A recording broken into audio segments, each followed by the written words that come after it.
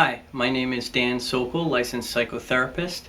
This is part 2 of a series talking about the experience of children in separating and divorced families. This series today, this portion today, will discuss some of the problems that arise in kids during, after, or in relation to the separation or divorce.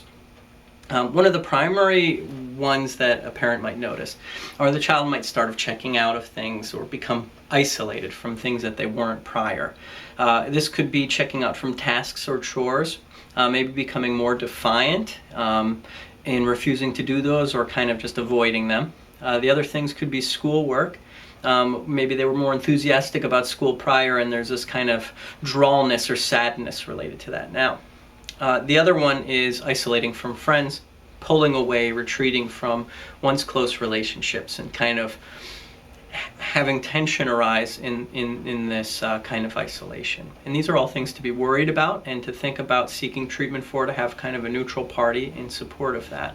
But these are the points in time that parents start to become worried and notice things that are different after the separation or divorce. Another thing parents might notice is just kind of a general mopey affect. And an affect is like maybe there was a more exuberant smile and that's not there anymore, or more apt to giggle and be silly and have fun and playful, and maybe less of that. Or maybe themes in play might seem more depressed or sad or mourning. And sometimes you might see themes of death in play, or curiosity and talking about death, and in that some kind of processing the concept and understanding loss. And you'll see that more with younger kids.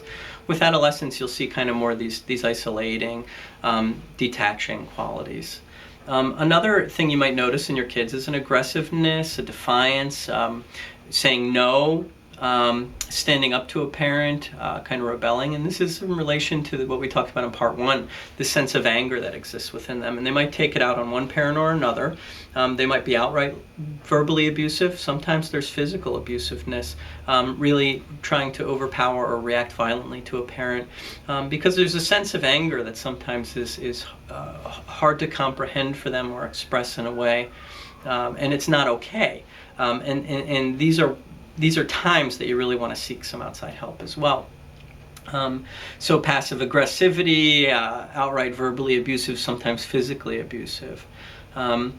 Another symptom that may arise is anxiety. Now, anxiety can be panic, immense separation anxiety, or kind of panic coming out of nowhere, refusal of going to school or doing things that they used to.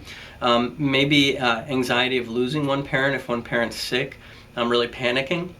Sometimes in symptoms you'll see some obsessive symptoms, like obsessive compulsive disorder symptoms, where there's kind of this repetitive behavior that's rooted in anxiety, and that gives them some sense of control when there's a sense or feeling of being out of control. What you might notice too is behavioral and academic issues. There might not have been any prior, and then suddenly there's some issues at school, or mouthing off to a teacher, or retreating from really good grades and good focus to really negative reports on grades and things like that. So this was kind of a sad video in the sense of the problems that arise. We'll be talking more about how to deal with these problems in part 4 of this series. Again, I hope this video is helpful. We're going to try and kind of conceptualize the problems that a kid has in this video, then questions that arise in their mind. And the first video was more about worries, and the last video will be a kind of how do you work with this? What do you do to help it? Again, you can always find more information on my website, danielsokal.com. Thank you.